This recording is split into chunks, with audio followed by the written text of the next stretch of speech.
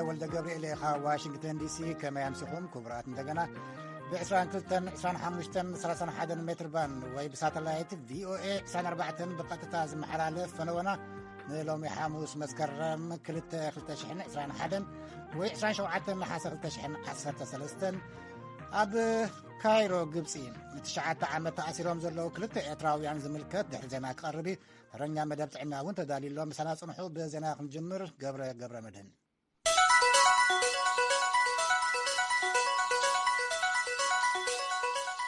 ዜና ተስማዓኩም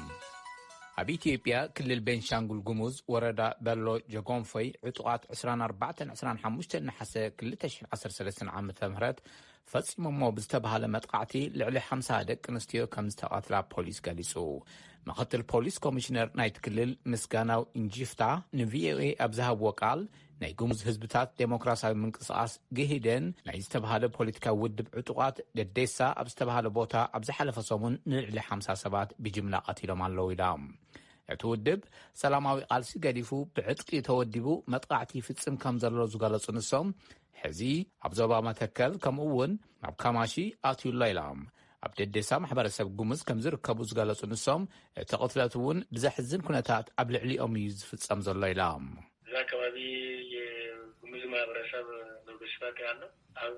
ሚዲያ የማግኘት ዕድል የለውም። ፌስቡክ ኣብቲ ከባቢ ብስፍሓት ዝርከብ ሚድያ ናይ ምርካብ ዕድል የብሉን። ፌስቡክ ናይ ምጥቃም ዕድል የብሎምን። ትማልን ብቕድሚ ትማልን ጠቢብ ወይ ድማ ቡዳ ብዝብል ንደቂ ኣንስትዮ ብምፍላይ ንልዕሊ 50 ደቂ ኣንስትዮን ዝተወሰኑ ደቂ ተባዕትዮን ረሺኖም ኣለዉ።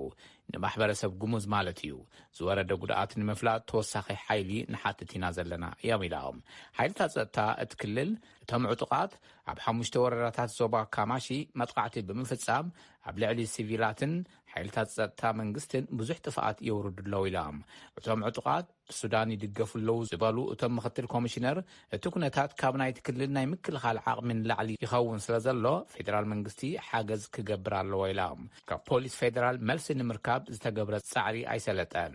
ብናይቲ ክልል መንግስቲ ዝተኸሱ ኣካላት ካብ ሱዳን ሓዊሱ መልሲ ንምርካብ ዝገበርናዮ ጻዕሪ ኣይተዓወተን ይብል ጸብጻብ ናኮርመልካ።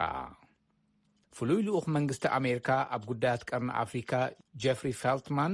ንጉዳይ ኢትዮጵያ ኣመልኪቶም ምስ ዋና ጸሓፊ ሕቡራት መንግስታት አንቶኒ ጉተሬስ ትማል ሓደ መስከረም ከም ዝተዘራረቡ ተፈሊጡ። ኩላቶም ወገናት ተጻብኦ ኣቋሪጾም ኣብ ማእዲ ዘተ ክቐርቡን ንሰብኣዊ ሓገዝ ዘይተገደበ ኣፍ ደገ ክፈቕዱን ፌልትማን ከም ዘተሓሳሰቡ ኣብ ክፍሊ ጉዳያት ወጻኢ ኣፍሪካ ዝተዘርግሐ ናይ ትዊተር መልእኽቲ ኣፍሊጡ። ንርክብ ክልተ ሰብ መዚ ኣመልኪቱ ተወሳኺ ሓበሬታ ምስ ዝወፅእ ክነስዕበልኩም ኢና። መኻዚኖታት ረድኤት ጥረ ገንዘብን ነዳድን እናነከየ ወይ እናተጸንቀቐ ብምምጽኡ ኣብ ትግራይ ኩነታት ሰብኣዊ ሓገዝ ኣብ ሕማቕ ኩነታት ወይ እናገደደ ከም ዝርከብ ሕቡራት መንግስታት ኣፍሊጡ። ተሓጋጋዚት ወሃቢት ቃል ዋና ጸሓፊት ሕቡራት መንግስታት ፍሎረንሺያ ሶቶ ኒኞ ማርቲነዝ ትማሊ ኣብ ዝሃበኦ ጋዜጣዊ መግለጺ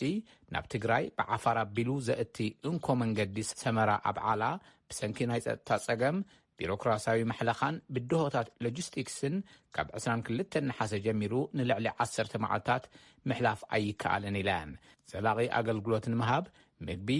ተንከፍ ዘይኮኑ ቀረባትን ነዳድን ጸዓና 100 ናይ ጽዕነት መካይን በብመዓልቱ ናብ ትግራይ ከኣትዋ ንግምት ኢለን። ካብ 12 ሓምለ 2021 ኣቆጻጽራ ፈረንጂ ጀሚሩ ክሳብ ሎሚ ግን ካብቲ ዘድሊ ትሕቲ 10 ሚእታዊ ኣትዩሎ ኢለን። ካብዚ ብተወሳኺ ሰብኣዊ ሓገዝ ንምቕራብ በብሰሙኑ እንተወሓደ 200,000 ሊትሮ ነዳዲ የድሊ። ግን ካብ 12 ሓምለ 2021 ኣቆጻጽራ ፈረንጂ ጀሚሩ 282,000 ሊትሮ ነዳዲ ከም ዝኣተወን ካብ 16 ነሐሰ ጀሚሩ ድማ ዋላ 1 ሊትሮ ነዳዲ ከም ዘይኣተወን ሓቢረን። ግጭት ትግራይ ናብ ክልላት ዓፋርን ኣምሓራን ልሒኹ ኣብ ውሕስነት ምግብን ምምዝባል ሲቪላትን ጸገም ከም ዝፈጠረ እውን ኣብቲ መግለጺ ሓቢረን። ኣብዞም ከባቢታት እዚኦም ኣስታት 1.7 ሚልዮን ዝግመቱ ሰባት ጸገም ውሕስነት ምግቢ ኣጋጢሞም ኣሎ።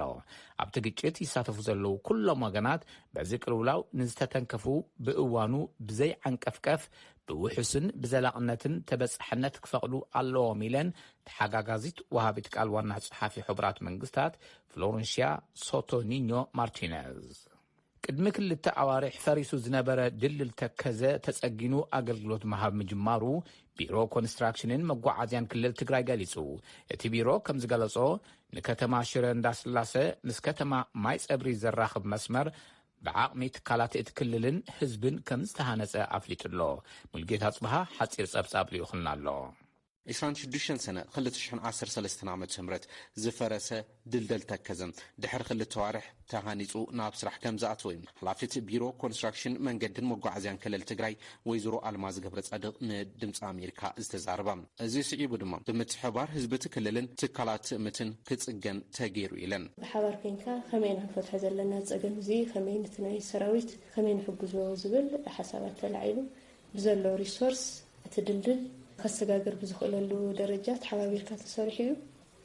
ቀረባውን ተመሪቑ ናብ ግልጋሎት በፂሐሎ። ስለዚ ካብዚ ዘርድአካ እንታይ እዩ ተሓባቢርካ ብዙሕ ነገር ክስራሕ ከም ዝኽእል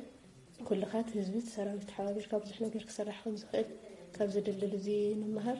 ብሓፂር እዋን ብተገጣጣሚ ነገር ተሰሪሑ። ስለዚ ዓቕሚ ኣሎ እዩ ትርእስሎ እዩ ኩሉ ኣሎ እዩ ሓፂር እዋን ኩሉ ክስራሕ ከም ዝኽእል እዩ ዘመላኽት። እተን ሓላፊት ኣብ ዝሕዚ እዋን ኣካላት ፀጥታ ይኹኑ ህዝቢ ምምላስ ከም ዝጀመሩ እየን ተዛሪበን። እቲ ድልድል ቅድሚ ክልተ ዋርሕ መንግስታት ፌደራልን ክልል ኣምሓራን ዕጡቃት ሕወሓት እዮም ኣፍሪሶሞ ብምባል እናኸሰሱ ጸኒሖም እዮም። ወይዘሮ ኣልማዝ ኣብቲ ጉዳይ እንትምልሳ ሰራዊት ትግራይ ኣሽምባይዶ ናይ ባዕሉ ዓብዪ ድልድል ከፍርስ ናይ ካልኦት መሰረተ ልምዓት እውን ናይ ምሕላው ስነ ምግባር ዘለዎ ኢለን። እዚ ናይ ተከዘ ድልድል ከተማ ሽረ እንዳስላሴ ምስ ማይ ጸብሪ ኣብ ዘራኽብ መስመር ዝተሃነጸ እዩ። ንድምፂ ኣሜሪካ ሙልጌታ ጽብሃ መቐለም። ድልድል ተከዘ ብመን ከም ዝፈረሰ ክልቲኦም ወገናት ክካሰሱ ምጽንሖም ይዝከር። ዳይሬክተር ትካል ዓለም ለኸ ረድኤት ዩናይትድ ስቴትስ USAID ጨንፈር ኢትዮጵያ ሻን ጆንስ ዕጡቃት ሕወሓት ኣብ ክልል ኣምሓራ ዝርከቡ መኻዚኖታት ረድኤት ዘሪፎም ክብሉ ንዝሃብዎ መግለጺ ወሃብ ቃል ሕወሓት ኣቶ ጌታቸው ረዳ ነጺጎምዎ እቲ ኩነታት ከም ዝጻረውን ገሊጾም ዝርዝሩ በትረ ስልጣን ካቕርቦ እዩ።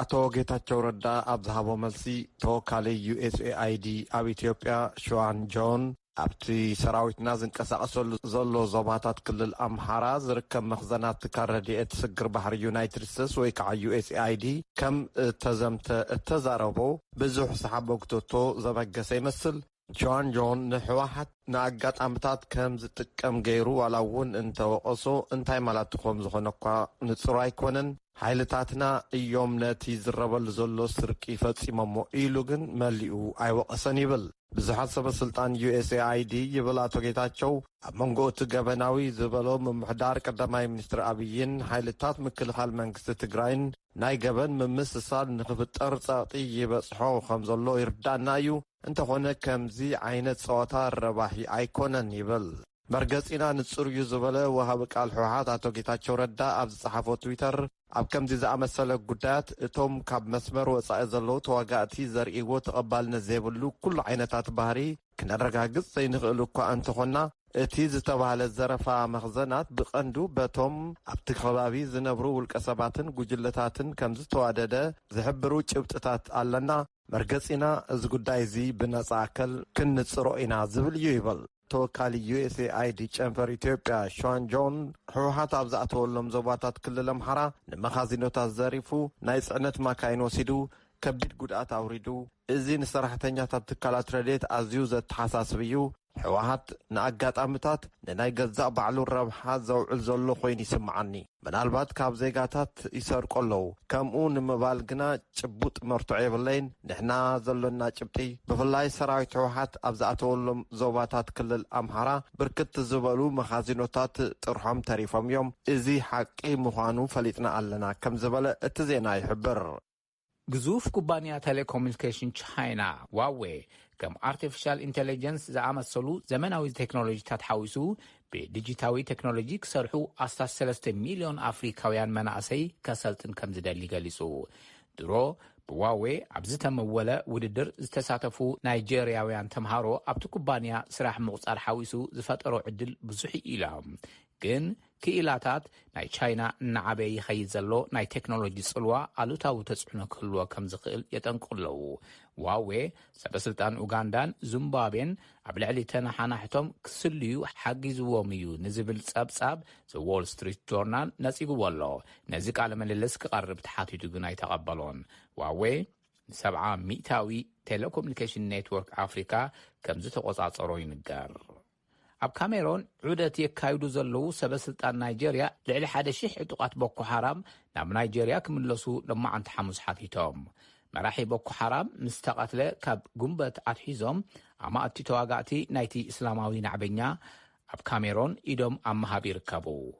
ጄይ ፖሊ ብዝብል ስም ዝፍለጥ ፍሉጥ ሩዋንዳዊ ራፐር ኣብ ቀይዲ እናሃለወ ሎማዓንቲ ሐሙስ ሙማቱ ሰበስልጣንን ጸብጻባት ሚድያን ገሊጾም። ኣብ ውሽጢ 2 ዓመት ኣብ ቁፅር ውዒሉ ብምስጢራዊ ኩነታት ዝሞተ ካልኣይ ሙዚቀኛ ኮይኑ ኣሎ።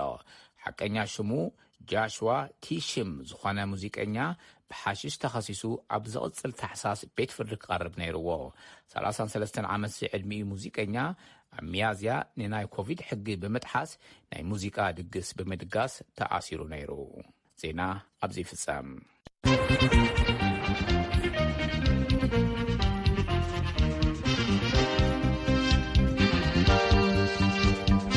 ካብ ድምፂ ኣሜሪካ ዜና ከጸብፁ ጸኒሕኩም ይቐኒልና ገብረ ናብ ፍሉይ መደብ ክንሓልፍ።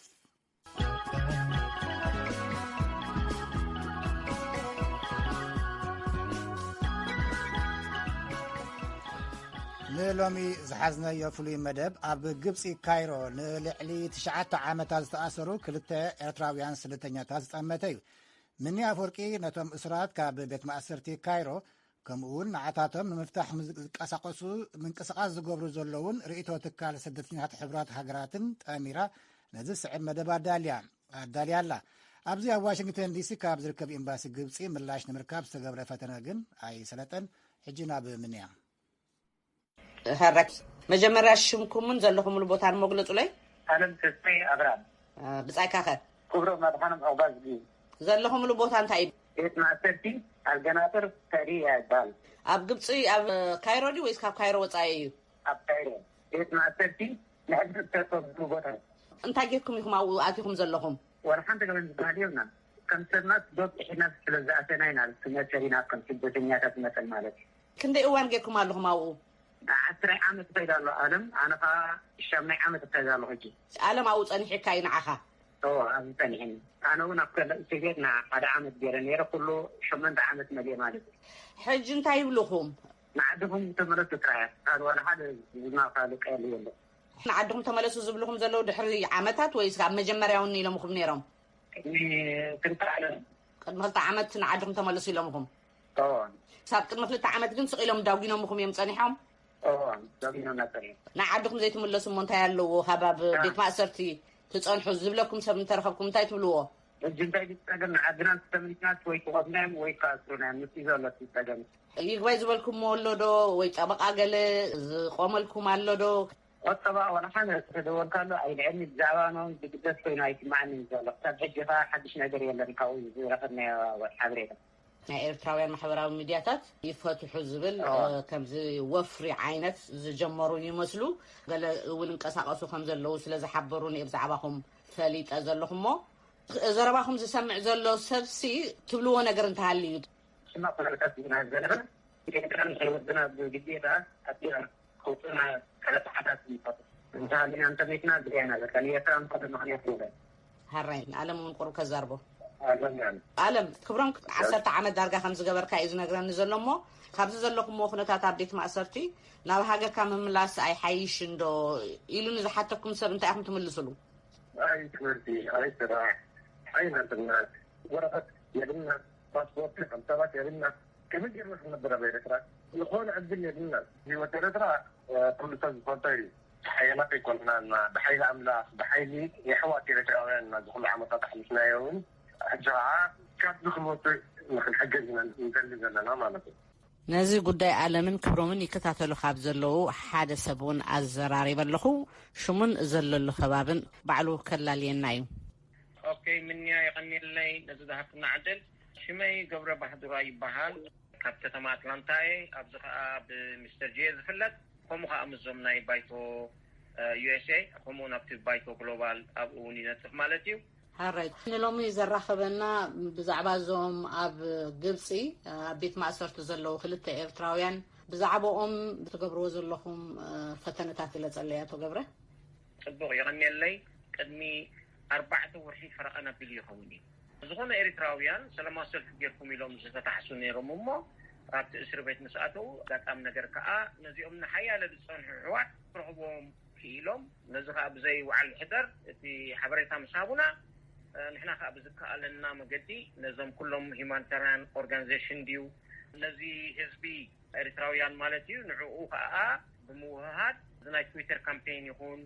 ናይ ኢሜይል ካምፔን ናብ ሰነተርና ናብ ኮንግረስማንና እቲ ዝከኣለና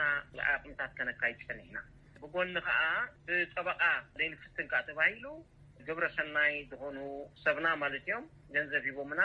ጠበቃ እውን ቆፂርና ኣሎ እዞም ሰባት ብዘይ ገበን ንክንዲዚ ዓመታት ምፍታሕ ጥራይ ዘይኮነስ ኮምፐንሴት ክግበሩ ኣለዎም ስለዚ እዚ ከቢድ ነገር ኣይከውንን ስለ ዝበለና ሎሚ ፅባሕ ክወፅኦም ኢልና እናተፀበና ግን እቲ ኩነታት መመሊሱ እናጠንከረ ክኸይድ ረኺብናዮ ማለት እዩ ቁሩብ ምስቶም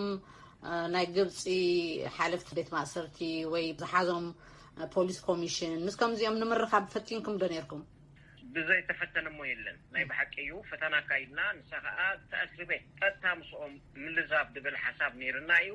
ኮነ ተረፈ ግን ክንረክብ ኣይከኣልና ነዞም እሱራት ንዖምን ምስ ናሓቶም ወላ ሓንቲ ኣፋፍኖት የብሎምን እታ ዝነገሩና ነገር እቶም ናይ ኢሚግሬሽንን ናይ ፀጥታን ክልቲኦም እዮም ነቲ ናቶም ኬዝ ሒዞሞ ዘለዉ ባህልቲ እዮም ስለዚ ንዖም ዳይረክትሊ ክንረክብ ኣይከኣልናን ኮነ ተረፈ ቁሩብ ግን እዞም ናይ ሂማኒታርያን ኦርጋናይዜሽን ገለ እዞም ናይ ሬድ ክሮስ ICRC ተዛረቡና ነይሮም ወላ እዞም ናይ UNHCR ከዓ ኣብኡ ዝፈታትኑ እዚኦም ሰባት ከም ረፊጂ ናይ ረፊጂ ቁጥቢ ስለ ዘይብሎም ኣብቲ ናይ UNHCR ስለ ዘይተመዝገቡ ከዓ እቲ UNHCR ኢንቮልቭ ዝገብር ብጣዕሚ ከም ዝኸበደ እዩ ስለዚ ንሕና ወላ ፈተና ካይድናሲ ክንረኽቦም ኣይከኣልናን ማለት እዩ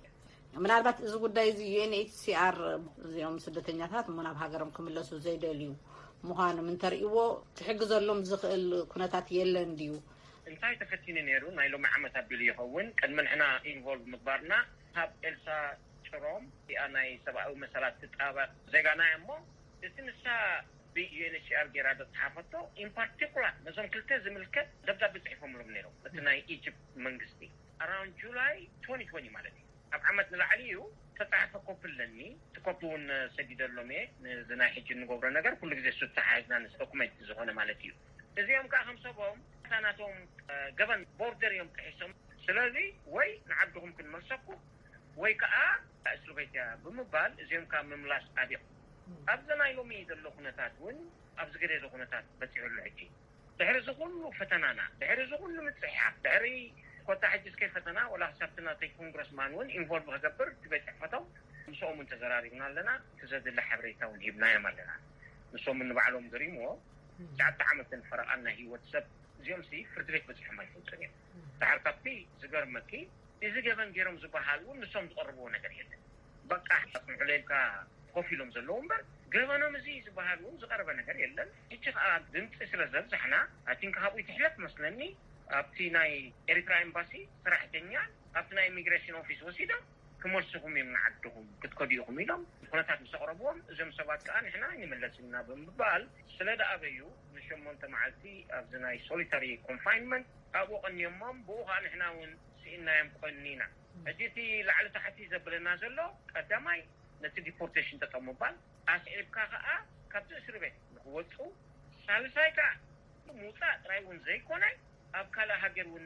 ንክሳገሩ ንሱታት እውን ሓደ ሜላታት እናዘለና ኣለና በዚ ናይ ኢሚግሬሽን ፕሮሰስ ንካናዳ ነቲ ናቶም ዲፖርቴሽን ኣትሊስት ይጠጠው ንክብል ስለዚ ምስኣት ተሓይዝና እንታይ ጌርና ኣለና ነዞም ኣወዳት ሓገዝ ንክኸውን ጎፋንድሚ ኣካውንት ከፊትና ኣለና ስለዚ ነቶም ግብረ ሰናይ ንእሽተይ ገንዘብ ትባሃል የላን ዓቕምኩም እንድሕር ከተወፊልና ክኢልኩም ሓደ ነቲ ናቶም ሌጋል ፊ ካልኣይ ነዚ ቤዚክ ኒድስ ናቶም ሕጂ እውን ብግብረ ሰናይቲ ዝካየድ ዘሎ እታ ዝዓበየት ከዓ እንድሕር ዳ ዕድል ረኺብና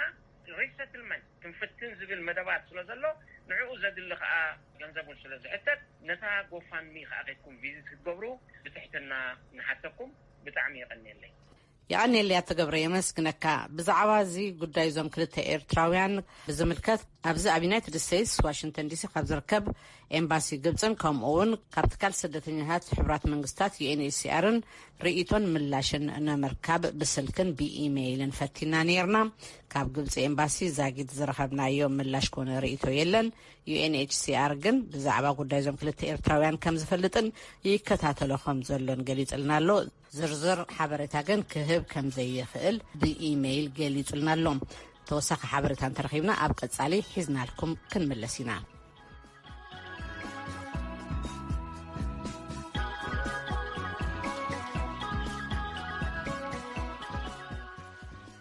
ካብ ድምፂ ኣሜሪካ ብዛዕባ ክልተ ኣብ ግብፂ ካይሮ ተኣሲሮም ዘለዉ ኤርትራውያን ስደተኛታት ኢና ክንዛረብ ፀኒሕና የቐኒየልና ምኒ ኣፈወርቂ ድምፂ ኣሜሪካ ናብ ፍሉይ ናብ መደብ ተረኛ መደብ ጥዕና ክንሓልፍ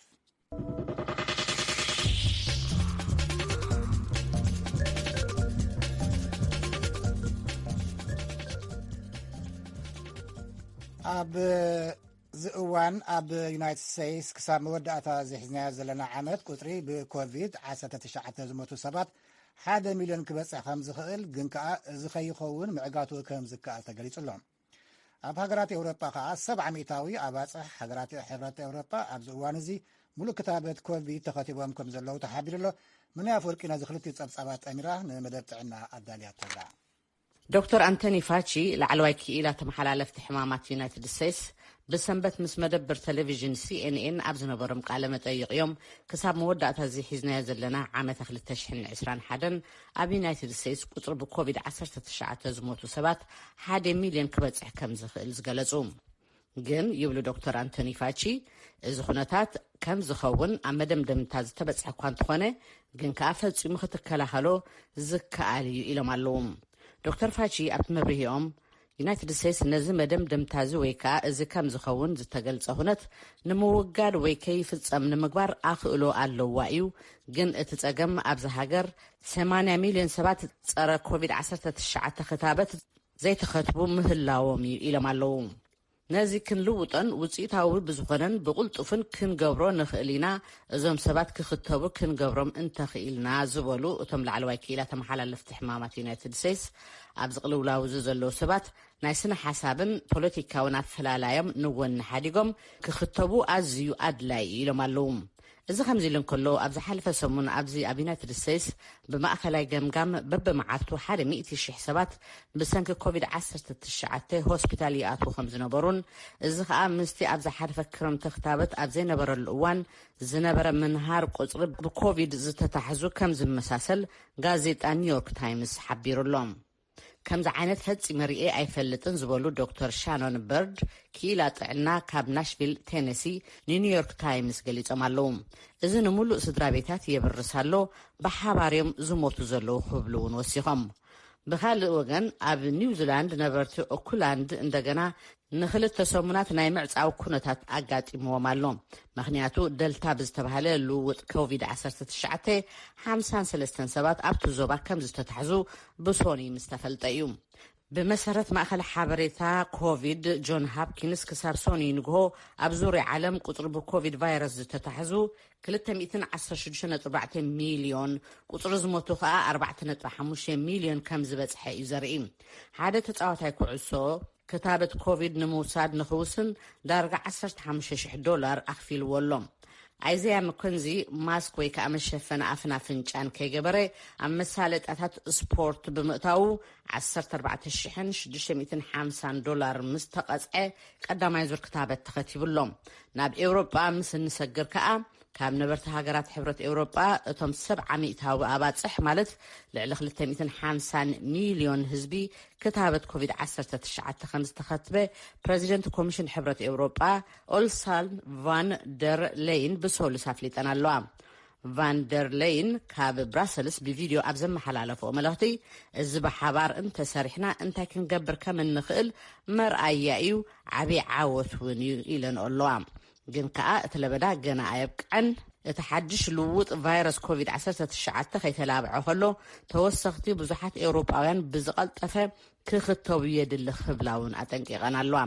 ኣብ ውድብ ጥዕና ዓለም ዳይረክተር ኣህጉር ዞባ ኤውሮጳ ሃንስ ኮልጅ ኣብ ዝሓለፈ 6 ሰሙናት ኣብታ ኣህጉር መጠን ዝኽተቡ ሰባት ምዝሕታሉ ኣመልኪቶም ብሶኒ መጠንቀቕታ ሂቦም እዮም። እዚ ምዝሕታል ቁፅሪ ዝኽተቡ ሰባት ከዓ ብሰንኪ ዋሕደ ክታበት ኣብተን ትሑት ኣታዊ ዘለውን ሃገራትን ገለ ከዓ ክኽተቡ ፍቓደኛታት ብዘይምዃኖምን ምዃኑ ገሊፆም ኣለዉ። ኣብ ሃገራት ኤውሮጳ ታሕተዋይን ማእኸላይ ታሕተዋይ ኣታውን ካብ ዘለዎም ሰባት 600 ጥራይ ሙሉእ ክታበት ከም ዝተኸትቡን ካብ ሰራሕተኛታት ጥዕና ግን ዳርጋ 75% ሙሉእ ክታበት ከም ዝተኸትቡ ፕረዚደንት ኮሚሽን ሕብረት ኤውሮጳ ገሊፀን ኣለዋ። ገለ ሃገራት ግን ካብ ሰራሕተኛታት ጥዕናን 10% ጥራይ ክኽተባ ከም ዝኽኣላ እውን ገሊፀን። ቫን ለይን ብተወሳኺ ሕብረት ኤውሮጳ ንዝተረፈ ክፍሊ ዓለም ክታበት ክረክብ ኣብ ምግባር ነቲ ብኮቫክስ ዝፍለጥ ናይ ውድብ ጥዕና ዓለም ተበግሶ ዓለም ለኸቐረብ ክታበት ብቐጻሊ ክሕግዝ ኣለዎ። እዚ ከዓ ትሑትን ማእኸላይ ትሑትን ኣታውን ዘለዎን ሃገራት ክታበት ዝረኽባሉ መስርሕ እዩ ኢለን ኣለዋ። እቲ ለበዳ ዘብቅዕ ኣብ ኩሉ ክርና ዓለም እንተተሳዒሩ ጥራይ እዩ ክብላ እውን ወሲኸን ኣለዋ።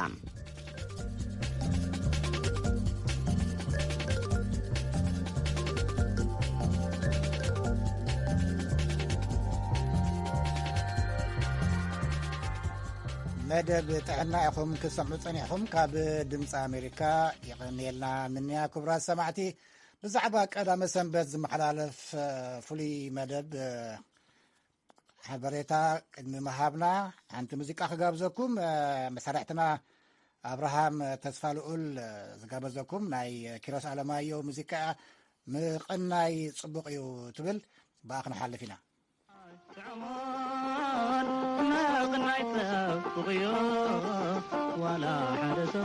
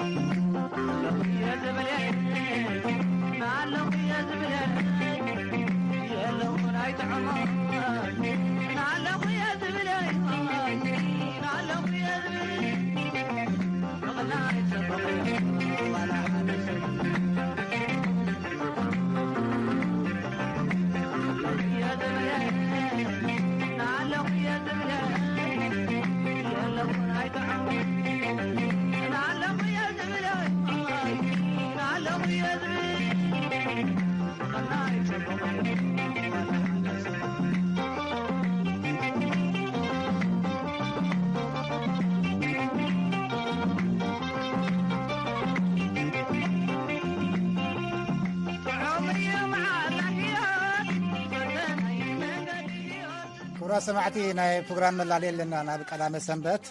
ኣብ ኣዲስ ኣበባ ዝርከቡ ተወላዶ ክልል ትግራይ ናይ ማእሰርትን ኣብያተ ንግዶም ምዕፃውን ፀገማት የጋጥሞም ከም ዘሎ ትካላት ተሓለቕቲ ሰብኣዊ መሰላት ገሊፀን ነይረን። ንምዃኑ እቲ ፀገም ማዕረ ክንደይ እዩ? ተጋሩ ተቐማጦ ኣዲስ ኣበባ ኸ እንታይ ይብሉ?